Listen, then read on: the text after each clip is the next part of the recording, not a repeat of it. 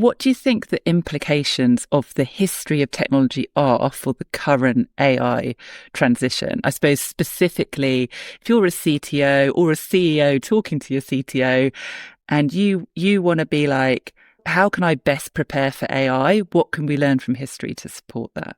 So I think the number one lesson, we start with Theodore Vail. So Ted Vail helped to bring Alexander Graham Bell's telephone company to life, but then he was ousted because the lawyers took over and they were all about protecting their patents and exploiting them for forever. And Vail was like, if we don't innovate, we die. They brought him back in desperation in 1907. The very first thing he did was fire all the lawyers and the traditional managers, and he brought what I've called telephone native leaders.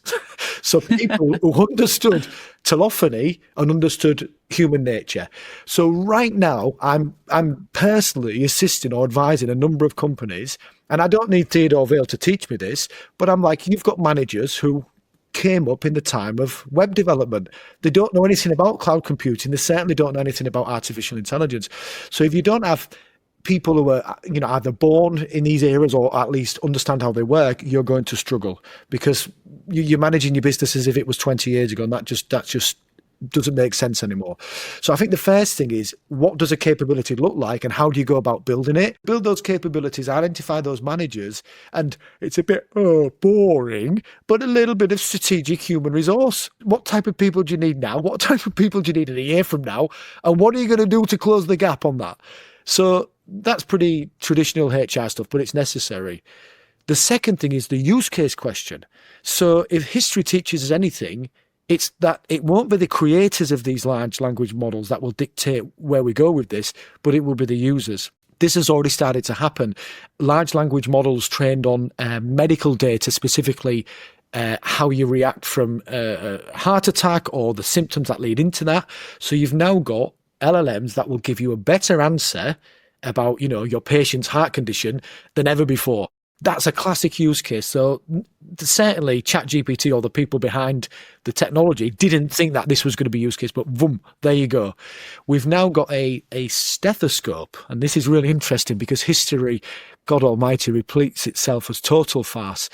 The stethoscope itself was originally rejected because doctors said, if you can't understand your patient's breathing with your own ears, if you can't put your ear on their chest like this and understand it, you're not a real doctor.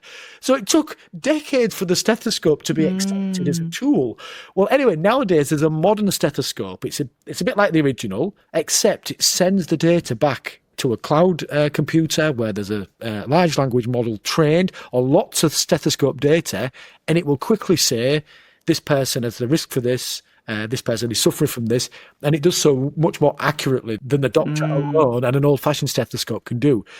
So it's already started. The future will be dictated by the users. So I think those are probably the two big ones for me. The third one, what we're going to do when all these people become unemployed. It's coming. It's 100% coming.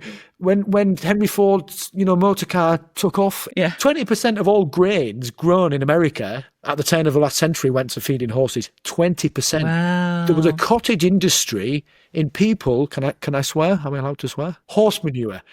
All the streets were caked in horse manure and people had to clean it up. And they cleaned it up into 2-metre piles at the end of every street. So if you imagine Broadway or maybe the Mall here in London, just about 140 years ago, and a lovely upper-class ladies walking with their parasols, you can picture that scene easily. But what you can't picture, just off camera, as it were, is piles and piles and piles of horse manure.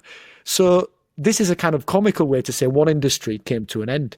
The rise of LLMs is going to bring industries to an end. And even if they don't bring them to an end quickly, the people planning the next rounds of businesses are banking on these technologies working. This is why society is currently frustrated. The cost of living's going up, unemployment's going up, people are holding budgets in cloud computing. People are confused. For the first time, computer programmers are finally feeling what it means like to have a precarious income. Because for the last 30 years, we had a great party. And all of a sudden, people I know who have never had an issue getting a job are asking me, hey, have you got anything going right now? Because I can't find a job. I've been unemployed for 6, 9, 12 months. That's unheard of if you're a talented technologist. So the world has changed right in front of us.